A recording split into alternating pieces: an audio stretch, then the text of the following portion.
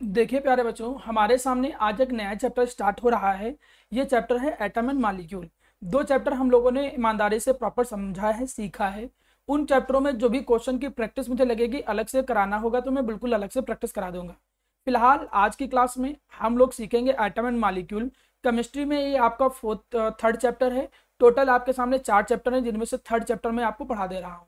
तो third chapter जैसे complete होगा तो अराउंड 70% आपका सिलेबस जो होगा 70 to 75% कंप्लीट हो जाएगा। ठीक है, चलिए शुरुआत करते हैं चैप्टर के बारे में। थोड़ा ध्यान से समझिएगा, इंटरेस्टिंग चैप्टर है, थोड़ा सा बाकी के कंपेरेटिवली समझने वाला चैप्टर है। इसमें केवल ऐसा हंसी मजाक से समझ में नहीं आएगा, ध्यान दोगे तभी ये चैप्टर तुमको समझ में आएगा। चलिए शुरू करते हैं। मेरे सामने मेरा प्यारा बच्चा जो सबसे पहला टॉपिक आता है इस चैप्टर में वो है लॉ ऑफ केमिकल कॉम्बिनेशन। अच्छा, केमिकल कॉम्बिनेशन का क्या मतलब होता है? आप लोगों को मालूम है कि जो एटम और एलिमेंट होते हैं, सभी लोग यहाँ पर ध्यान दें, जो एटम और एलिमेंट होते हैं जब वो आपस में कंबाइन करते हैं तो कंबाइन करने से प्रोडक्ट जो होता है वो फॉर्म होता है। अब एटम और एलिमेंट कैसे कंबाइन करेंगे? कंबाइन करते समय वो कुछ नियम को फॉलो करते हैं। कॉम्बिनेशन का तो यही मतलब हुआ भाई। कॉम्बिनेशन का मतलब होता है जुड़ना। कौन कंबाइन करेगा? एटम या एलिमेंट जो होंगे वो आपस में कंबाइन करेंगे। एटम और एलिमेंट जब आपस में कंबाइन करेंगे, कंबाइन करके वो बनाएंगे क्या? वो या तो मॉलिक्यूल बनाएंगे या फिर हम कहेंगे कंपाउंड बनाएंगे एज अ प्रोडक्ट। तो ये ऐसा करते समय, एटम और एलिमेंट के आपस में कंबाइन होते समय कौन कौन से नियम फॉलो होते हैं, कौन कौन से नियम यहाँ पर हम लोग पढ़ेंगे। कुछ नियम को वो पर्टिकुलर रूप से फॉलो करेंगे। ऐसा नहीं है कि यहाँ पर हमने 2 नियम लिख रखे हैं तो केवल 2 ही नियम सिलेबस में है, ऐसा बिल्कुल नहीं है। हमारे सामने और भी कुछ नियम और भी कुछ रूल होते हैं। जैसे इसमें तुम अगर देखो तो लॉ ऑफ मल्टीपल प्रोपोर्शन नहीं है। ठीक, इसी में और भी बहुत सारे लॉ होते हैं, जैसे अवोगाद्रो लॉ, वो लॉ नहीं है। तो कई सारे लॉज यहाँ पर और नहीं दिए गए हैं, लेकिन यहाँ पर केवल 2 नियम ऐसे हैं जो आपको इस चैप्टर में आपके सिलेबस में है। हम उन 2 नियम को प्रॉपर अच्छे तरीके से पढ़ेंगे, अच्छी तरीके से सीखेंगे, जिससे कोई भी परेशानी ना रहे। कौन कौन से 2 नियम हम लोगों को सिलेबस में पढ़ने हैं? पहला नियम जो है उसे हम कहते हैं लॉ ऑफ कंजर्वेशन ऑफ मास। पहले नियम को बोलेंगे लॉ ऑफ कंजर्वेशन ऑफ मास और दूसरे को बोलेंगे हम लोग लॉ ऑफ कांस्टेंट प्रोपोर्शन। मैं चैप्टर के एंडिंग में जब चैप्टर खत्म हो जाएगा तो आप लोगों से क्वेश्चन पूछूंगा इसमें से, तो इसलिए प्रॉपर्ली बहुत अच्छे से तैयार रहिएगा जो भी मैं बताऊंगा। सबसे पहले अगर तुमसे कोई पूछे कि ये लॉ दिया किसने, किसने इस लॉ को प्रपोज किया, किसने इस लॉ के बारे में डिस्कस किया, तो हमारे सामने 2 साइंटिस्ट हैं, 2 केमिस्ट थे। एक थे जिनको बोलते हैं लेवाइजर, इनका पूरा नाम है एंटोनी लेवाइजर, और इसी में एक दूसरे हैं जिनको बोलते हैं जोसेफ प्राउस्ट। तो इन दोनों ने क्या किए कि केमिकल कॉम्बिनेशन के 2 नियम दिए।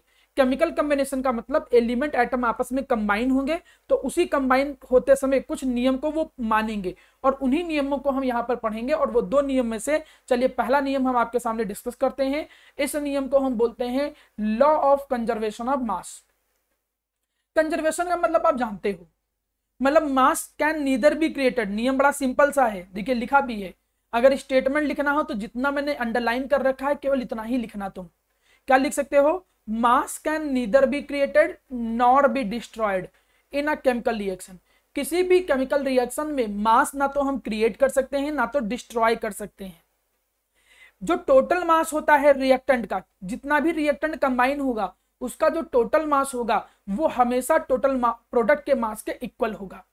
इसे हम लॉ ऑफ कंजर्वेशन ऑफ मास कहते हैं। इसी का एक और नाम है, इसे बोलते हैं लॉ ऑफ इनडिस्ट्रक्टिबिलिटी। मतलब वो डिस्ट्रक्शन नहीं हो सकता उसका, मतलब वो खत्म नहीं हो सकता है। वही डिस्ट्रॉय वाला नियम, कैन नॉट बी डिस्ट्रॉय। हम मास को डिस्ट्रॉय नहीं कर सकते, खत्म नहीं कर सकते हैं। तो जो किसी भी रिएक्शन में जो टोटल रिएक्टेंट का मास होता है वो टोटल प्रोडक्ट के मास के इक्वल होता है। जैसे मैं कोई एग्जांपल लिखूं, जरूरी नहीं कि जो ऊपर लिखा ही है, मैं और कोई एग्जांपल देता हूं। जैसे मैं लिखूं, पहले मुझे बोलने दीजिए। जैसे मैं कहूं कि माना मेरे सामने एक रिएक्शन है, हमने कहा C+O2 गिव CO2। अब ये तुम रिएक्शन देखो। इस रिएक्शन की मैं अगर बात करूं तो तुम रिएक्टेंट का पहले मास निकालो। रिएक्टेंट में देखो पहले कौन है? कार्बन। तो कार्बन का मास कितना है? 12 ग्राम होता है। ऑक्सीजन का देखो तो ऑक्सीजन का कितना होता है? एक का होता है 16, तो 2 है यहाँ पे, तो 16 × 2 ग्राम। अगर तुम टोटल इधर ऐड करो तो इधर ऐड करने पे कितना निकलेगा? 44 ग्राम। और प्रोडक्ट में देखो, अगर प्रोडक्ट में देख रहे हो तो कार्बन का मास 12 होता है, यहां पर भी 2 × 16, इधर भी तुमने ऐड किया तो देखो कितना है? 44 ग्राम। तो नियम यह कहता है किसी भी केमिकल रिएक्शन के दौरान मास हमेशा कंजर्व्ड रहता है, मास ना तो क्रिएट कर सकते हैं, मास ना तो हम डिस्ट्रॉय कर सकते हैं। रिएक्टेंट का जितना मास होता है वो प्रोडक्ट के टोटल मास के सम के बराबर होगा। एक एक्सपेरिमेंट यहां समझाया गया है, जरा इसको देखो, फिर मैं आपके डाउट पूछता हूं, जो आपको डाउट होगा वो डिस्कस करूंगा। देखो यहाँ पे एक रिएक्शन बता रहा है, कह रहा है एक रिएक्शन लिख दिया उसने, माना उसने कहा कैल्शियम क्लोराइड है। अब कैल्शियम क्लोराइड के अंदर उसने क्या डाला, सोडियम सल्फेट। देखिए इसका नाम है कैल्शियम क्लोराइड, मैंने फॉर्मूला लिखना सिखाया है वैलेंसी वाले में। तो कैल्शियम क्लोराइड में सोडियम सल्फेट डाल दिया, जैसे हमने डाला तो उसने बनाया क्या, कैल्शियम सल्फेट बनाया प्लस सोडियम क्लोराइड बनाया। तो कंपाउंड तो उसने देखो दूसरा दूसरा बनाया है ना, कंबाइन होने से पहले कुछ और था, कंबाइन होने के बाद कुछ और बना। लेकिन तुम अगर स्टार्टिंग में देखो, इसका जब टोटल मास मेजर करोगे, देखो इसमें है कैल्शियम क्लोराइड और बाहर है सोडियम सल्फेट। अब दोनों को मिला दिया गया, मिला देने के बाद क्या देखा गया कि बना क्या, कैल्शियम सल्फेट का एक प्रेसिपिटेट। प्रेसिपिटेट का मतलब ये इसके अंदर छोटा छोटा नॉन सॉल्युबल पार्टिकल क्रिएट हो जाएंगे, मतलब ये कैल्शियम सल्फेट बना प्लस NaCl बना। पहले मास देखो कितना है, 300.23 ग्राम। बाद में भी देखो रिएक्शन के बाद भी मास कितना है, 300.23 ग्राम। मतलब सीधा सीधा ये नियम निकल के आता है कि किसी भी रिएक्शन में मास हमेशा कंजर्व्ड रहता है। मास जितना रिएक्टेंट का होगा उतना ही प्रोडक्ट का होगा। मास can not be created nor be destroyed, ना तो हम मास को क्रिएट कर सकते हैं ना तो उसको डिस्ट्रॉय कर सकते हैं। तो मास जितना भी किसी भी रिएक्शन में शुरू में लेके चलोगे रिएक्टेंट का, उतना ही मास तुम्हें प्रोडक्ट का मिलेगा। इसे हम बोलते हैं लॉ ऑफ कंजर्वेशन ऑफ मास। आसान सी भाषा में इसको बोलोगे कैसे, मास can neither be created nor be destroyed in a chemical reaction. किसी भी केमिकल रिएक्शन में ना तो हम मास को क्रिएट कर सकते हैं ना तो डिस्ट्रॉय कर सकते हैं। This is known as law of conservation of mass. अब मुझे बताओ कहां पे कोई डाउट है। अरे मां कोई डाउट बेटा पूछ रही थी तुम।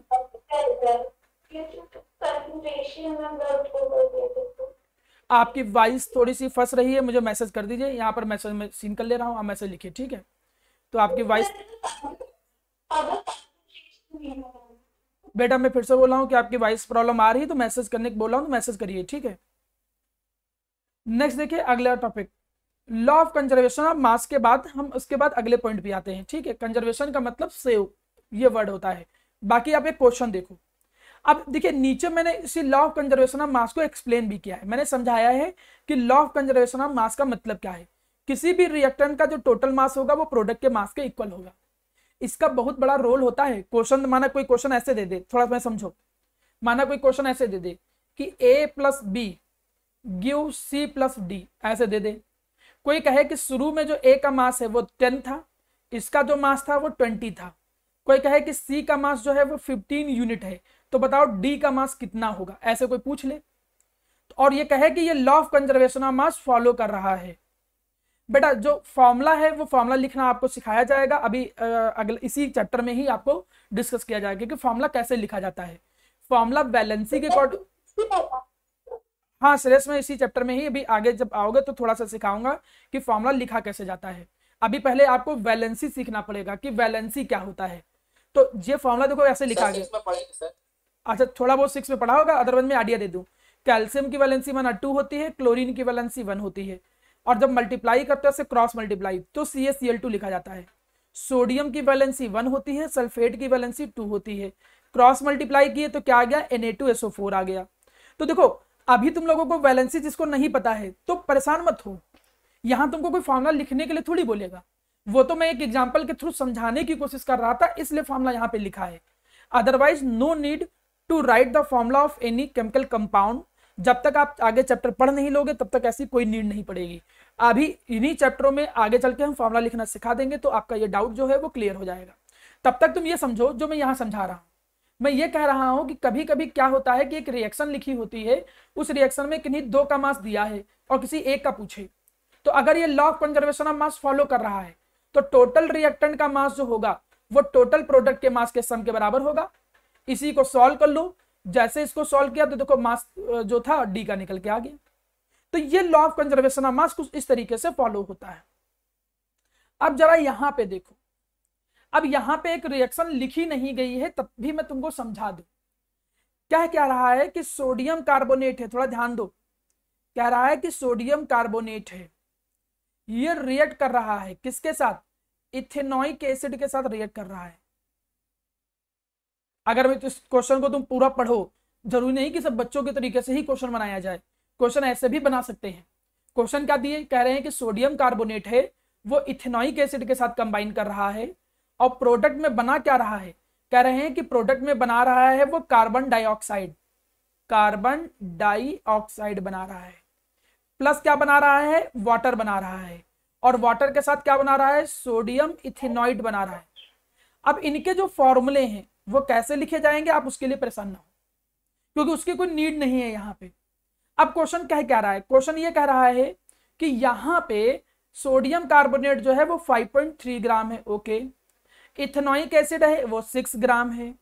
अब कंबाइन होने पे CO2 कितना बनना है, 2.2 ग्राम बनना है, 2.2 ग्राम बनना है, ठीक है जी। वाटर जो है वो 0.9 ग्राम बन रहा है, सोडियम इथेनॉइड जो है वो 8.2 ग्राम बन रहा है। तो so that these observation are the agreement with law of conservation of mass, आपको ये प्रूफ करना है कि ये law of conservation of mass को फॉलो कर रहा है। क्या तुम लोगों को लग रहा है कि ये law of conservation of mass को फॉलो कर रहा है, बताइए जरा। यस सर, प्लस करने पे सर 11.3 दोनों में। किसको प्लस करने पे, किसको प्लस करने पे,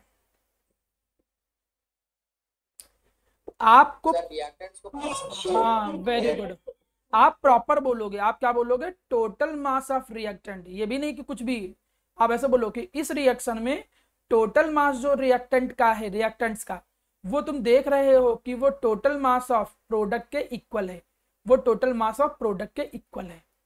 जस्टिफाई करके दिखा दो। लेफ्ट हैंड साइड देखो, लेफ्ट हैंड साइड कितना है, 5.3 प्लस 6, तो अगर चेक करो तो कितना आ रहा है, 11.3 ग्राम। राइट हैंड साइड मतलब प्रोडक्ट की साइड, उधर चेक करो तो वो कितना आ रहा है, 2.3 प्लस 0.9 प्लस 8.2, सम किया तो कितना आ रहा है, 11.3 ग्राम। सर 2.2 है। हाँ सॉरी 2.2 है, सॉरी वो 2.2 है, तो ऐड किया तो 11.3 ग्राम इधर भी आ रहा है। तो तुमने देखा कि इस रिएक्शन में टोटल रिएक्टेंट का जो मास है वो टोटल प्रोडक्ट के मास के इक्वल है।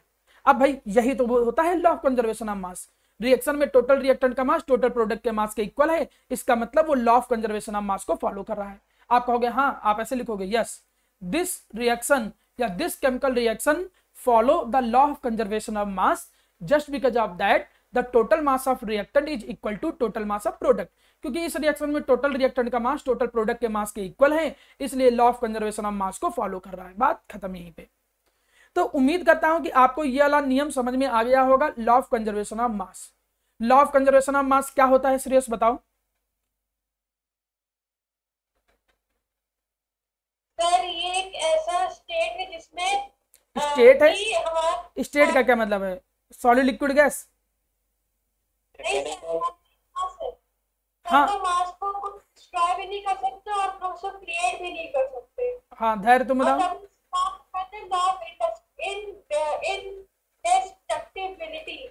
तुम बताओ क्या होता है धैर्य। A law in which mass cannot be created or destroyed, in which the total mass of reactant is equal to product of ठीक ठीक है, लेकिन ऐसे बोलना क्या मतलब, law in which, law in विच का मतलब क्या, लॉ के अंदर है क्या, ऐसा नहीं, अकॉर्डिंग टू इट, हाँ ठीक है रीमा, अकॉर्डिंग, केमिकल। हाँ according to this law in a chemical reaction, किसके अंदर, केमिकल रिएक्शन के अंदर, according to this law in a chemical reaction the total mass of reactant will be equal to total mass of the product, और you can say in a chemical reaction the mass can neither be created not be destroyed. ठीक है, इस law को क्या बोलते हैं, law of conservation of मास। तो उम्मीद करता हूं कि पहला लॉ सबको, क्या बोल रही है वर्मा, बेटा आपकी वॉइस आ नहीं रही मुझे आज बिल्कुल, पता नहीं क्या है तुम्हारी क्लास उसमें, मुझे मैसेज करिए ठीक है। अब दूसरा देखिए, अगला देखिए मेरा प्यारा बच्चा, दूसरा जो है वो है लॉ ऑफ कांस्टेंट प्रोपोर्शन। तो चलिए मैं लॉ ऑफ कांस्टेंट प्रोपोर्शन जो है उसके बारे में डिस्कस कर लेता हूं, थोड़ा ध्यान दीजिएगा। Law of constant proportion, constant proportion, proportion का मतलब ही होता है यार रेशियो। पहले इस स्टेटमेंट पे ध्यान दो फिर समझते हैं क्या कहता है। स्टेटमेंट साफ साफ ये कहता है कि कोई भी प्योर केमिकल सब्सटेंस हो, प्योर केमिकल सब्सटेंस जैसे वाटर खुद में प्योर होता है क्योंकि वाटर हाइड्रोजन और ऑक्सीजन से मिलकर ही बना है, तो कह रहा है कि कोई भी प्योर केमिकल सब्सटेंस होता है उनमें जो एलिमेंट होते हैं वो हमेशा डेफिनेट प्रोपोर्शन बाय मास में रहते हैं। मतलब डेफिनेट प्रोपोर्शन बाय मास का मतलब उन जो भी कोई कंपाउंड होगा, जो भी प्योर सब्सटेंस होगा, उनमें उनके एलिमेंट के मास का रेशियो हमेशा एक सिंपल होल नंबर में रहेगा। एक सिंपल होल नंबर भी नहीं, एक कांस्टेंट रहेगा जो रेशियो रहेगा मास का। इस बात का मतलब क्या है, थोड़ा और अच्छे समझाइए सर। तो देखो एक एग्जांपल मैंने यहां लिख रखा है, मैंने कहा मैं बात कर रहा हूं वाटर की।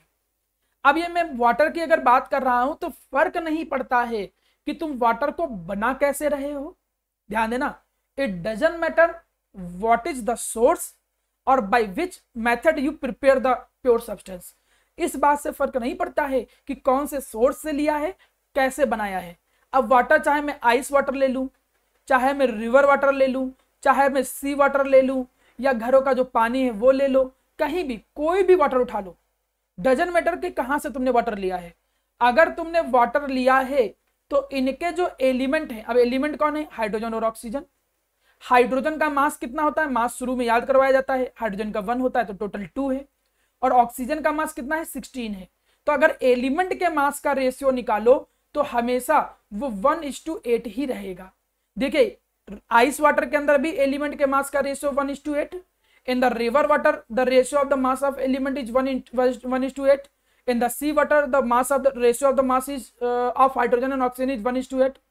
So it doesn't matter which source, by which method you prepare the compound, the ratio of the mass of the element will be remain constant. This is known as the law of constant proportion.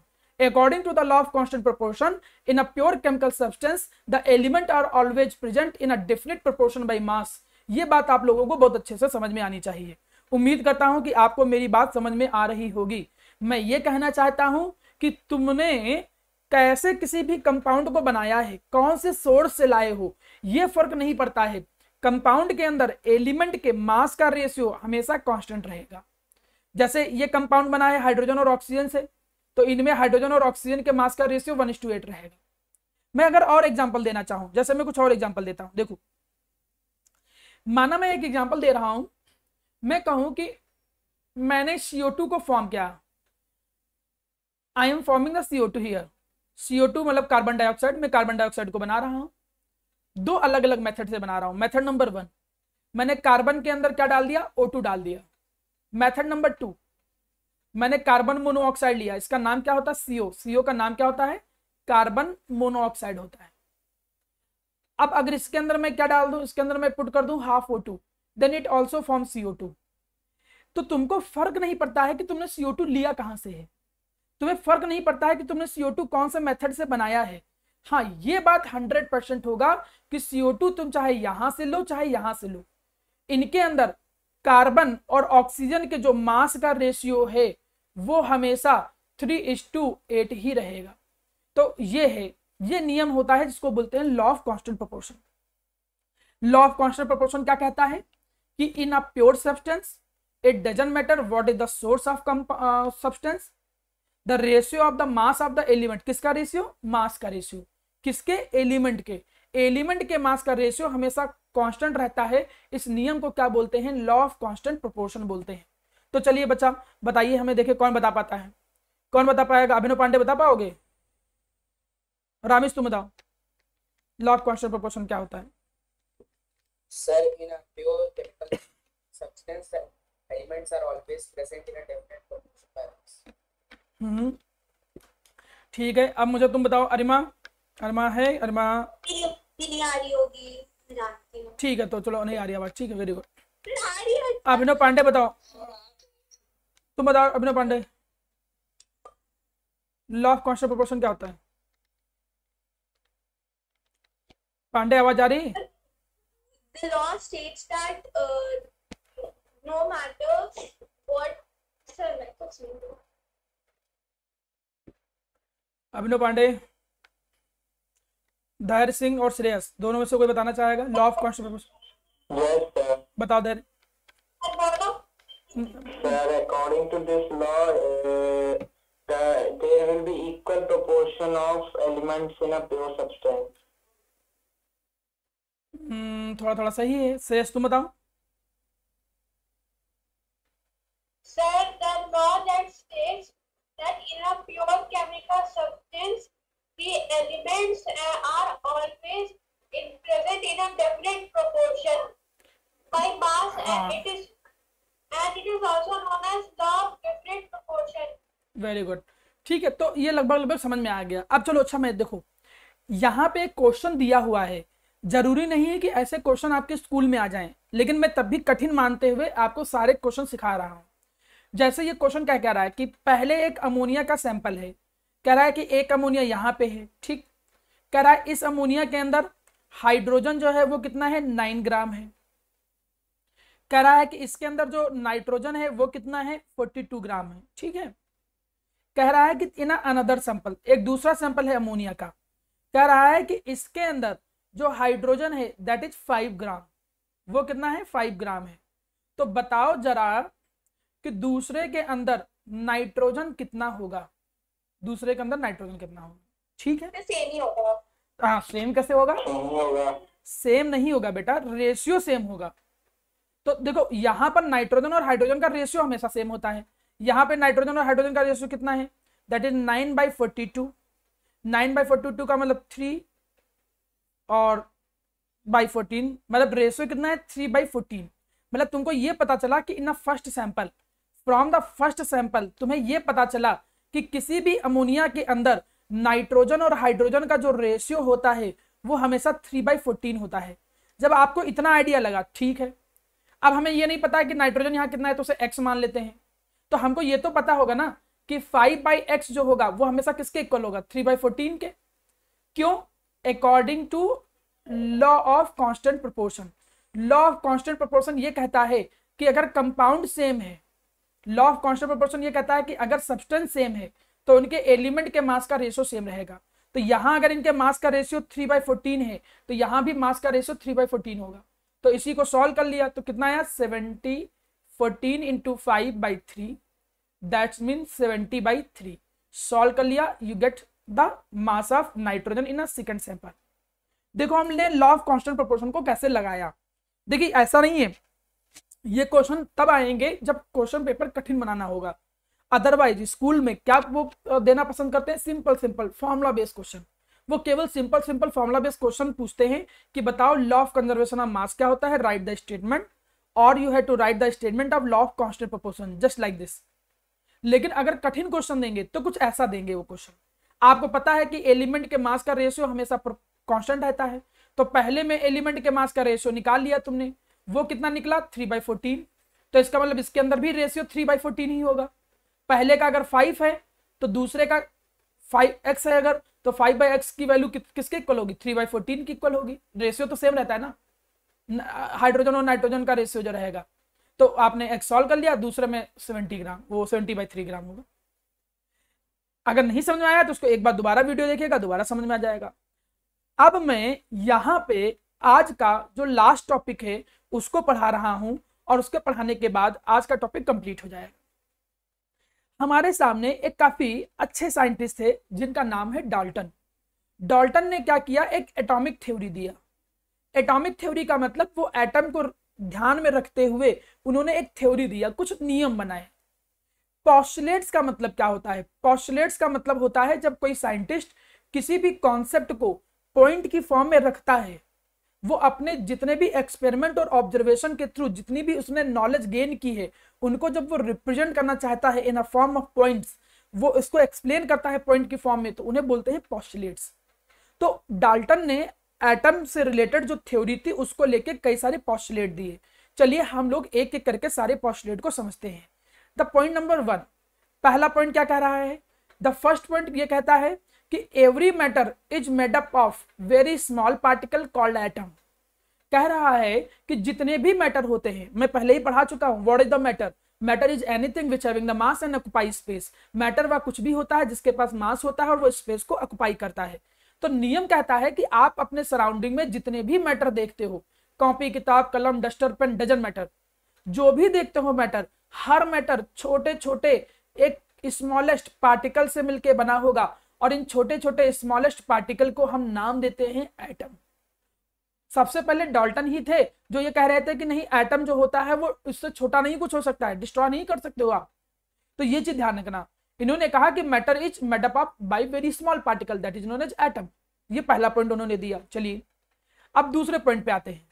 उन्होंने दूसरा point क्या कहा, उन्होंने कहा कि atom are indivisible particles. अच्छा, indivisible का क्या मतलब होता है, किसी को पता है? What is mean by indivisible? Single particle. Single particle नहीं, मतलब इंडिविजुअल का मतलब जो डिवाइड ना हो सके। सिंगल ही सही है मतलब, बट वो कहना चाह रहा है जो डिवाइड ना हो सके। वो ये कहना चाह रहे थे कि एटम जो होता है वो सबसे छोटा होता है, आप उससे छोटा कुछ नहीं कर सकते हो, आप उससे छोटा और कुछ भी नहीं हो सकता है। It can not be created, not destroyed in a chemical reaction. मतलब किसी भी केमिकल रिएक्शन में ना तो एटम क्रिएट होते हैं ना तो डिस्ट्रॉय होते हैं, वो कंबाइन होते हैं, रीअरेंजमेंट हो जाता है, बदल जाते हैं, इधर उधर चले जाते हैं। लेकिन सबसे जो छोटा पार्टिकल होता है, वो सबसे छोटा पार्टिकल कौन होता है? एटम होता है।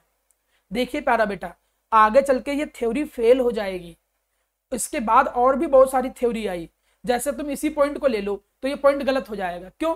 क्योंकि आगे चलकर तुम अभी इलेक्ट्रॉन प्रोटॉन न्यूट्रॉन पढ़ोगे, जो कि एटम के अंदर होते हैं, इलेक्ट्रॉन प्रोटॉन न्यूट्रॉन। तो थ्योरी गलत होगी ना वहां पे। तो गलत भले हो गई हो, लेकिन क्या थ्योरी थी वो तो हम पढ़ के चलेंगे भाई। उन्होंने अपने अकॉर्डिंग क्या कॉन्सेप्ट दिया वो हम सीखेंगे। तो उनके अकॉर्डिंग ये था कि एटम से छोटा कुछ भी नहीं होता है। 2 पॉइंट बताए। मैटर एक इंडिविजुअल सबसे स्मॉलेस्ट पार्टिकल से मिलकर बनता है, जिसको हम कहते हैं एटम। एटम जो होते हैं वो इंडिविजुअल होते हैं, उससे छोटा कुछ नहीं होता, उसको डिवाइड नहीं कर सकते हैं। थर्ड पॉइंट, इसमें वो तो कह रहे कि सर वो बनता है एटम से, हमने तो ये नहीं बताया कि वो स्मॉलेस्ट यूनिट होती है। क्या वो बेटा? पहले पॉइंट में बताया ना। वही तो बेटा पहला पॉइंट है। बनता है क्या मतलब? तुमने मेड ऑफ खाली वर्ड पढ़ लिया, इससे थोड़ी मतलब होता है। Matter is made up of, मतलब वो छोटे छोटे स्मॉलेस्ट पार्टिकल से बनता है। अब जिससे बनता है वही तो सबसे छोटा हिस्सा हुआ, सबसे स्मॉलेस्ट पार्ट। जैसे मैं ये बोलूं कि एक घर जो होता है that is made up by bricks, वो ब्रिक्स से बनता है, तो ब्रिक जो हो जाएगी वो पूरे घर की सबसे छोटी यूनिट हो जाएगी। That will be the smallest part of home. तभी सर ब्रिक में भी तो आते होंगे। हाँ बेटा बिल्कुल होंगे, लेकिन अब वही होता ना कि हमें तो जो एक्सप्लेन कर रहा है उसके पॉइंट ऑफ व्यू से समझना पड़ेगा ना, हमें वो क्या एक्सप्लेन कर रहा है उस विजन के थ्रू समझना पड़ेगा। धैर्य, माइक बंद करो। नेक्स्ट पॉइंट देखिए, अगला पॉइंट देखिए, थर्ड पॉइंट क्या कर रहा है? Atom of a given element are identical in mass as well as in chemical property. अच्छा, वो ये कह रहा है, देखिए इनके कई सारे पॉइंट फेल हो जाएंगे। जैसे जैसे तुम सीनियर क्लास में आओगे, मैं इनके लगभग सारे पॉइंट फेल तुम देखोगे, सारे हो जाएंगे फेल, लेकिन पढ़ना तो है ही। इन्होंने जो अगला पॉइंट दिया वो क्या कहा कि एटम जो होते हैं गिवन एलिमेंट के, वो आइडेंटिकल होते हैं। भाई जैसे हमने कहा आयरन का एक एटम ले लो, ठीक, आयरन का दूसरा आइटम ले लो, आयरन का तीसरा आइटम ले लो। अब आयरन का कहीं से भी एटम ले लो, आयरन के जितने भी एटम होंगे सारे के सारे जो एटम है वो आइडेंटिकल होंगे। तुम आयरन इसमें से निकाल लो, आयरन किसी दूसरी जगह से निकाल लो, कहीं से भी आयरन निकालो, आयरन के जो एटम होंगे मतलब जो सेम पार्टिकल है, आयरन का पार्टिकल सेम ही हो गए सारे, तो सेम पार्टिकल है वो आइडेंटिकल इन मास। चाहे आयरन का जो भी तुम पार्टिकल उठाओ, हर आयरन के पार्टिकल का मास 56 रहेगा, वो चेंज नहीं होगा। So same particle have same mass and same chemical property. अब आयरन की जो प्रॉपर्टी है, आयरन कॉपर सल्फेट में से कॉपर को हटा देता है, मतलब जो भी अभी आगे चल के पढ़ोगे, आयरन जैसी केमिकल रिएक्शन एक शो करेगा वैसा दूसरा भी एटम शो करेगा, वैसा तीसरा भी एटम से शो करेगा। तो नियम क्या कहता है कि जितने भी सेम तरीके के पार्टिकल होते हैं, अगर वो सब आयरन आयरन के हैं तो उनकी बात कर लो, चाहे जो भी हो, सेम तरीके के पार्टिकल का मास भी सेम होता है और उनकी केमिकल प्रॉपर्टी भी सेम होती है। ये तीसरा पॉइंट। चौथा पॉइंट देखो, इन्होंने कहा कि जो डिफरेंट पार्टिकल होते हैं, डिफरेंट पार्टिकल का मतलब उन्होंने कहा कि माना एक कार्बन है एक नाइट्रोजन है, ऐसे मान लो। इन्होंने कहा कि अगर ये पार्टिकल डिफरेंट है तो इनका मास भी डिफरेंट होगा, इसका मास 12 है, इसका मास 14 है, इनका मास भी डिफरेंट होगा और इनकी प्रॉपर्टी भी डिफरेंट होंगी। देखिए नियम फेल हो जाएगा, लेकिन अभी के लिए जो उन्होंने बोला हमें वो दिमाग में रखना पड़ेगा।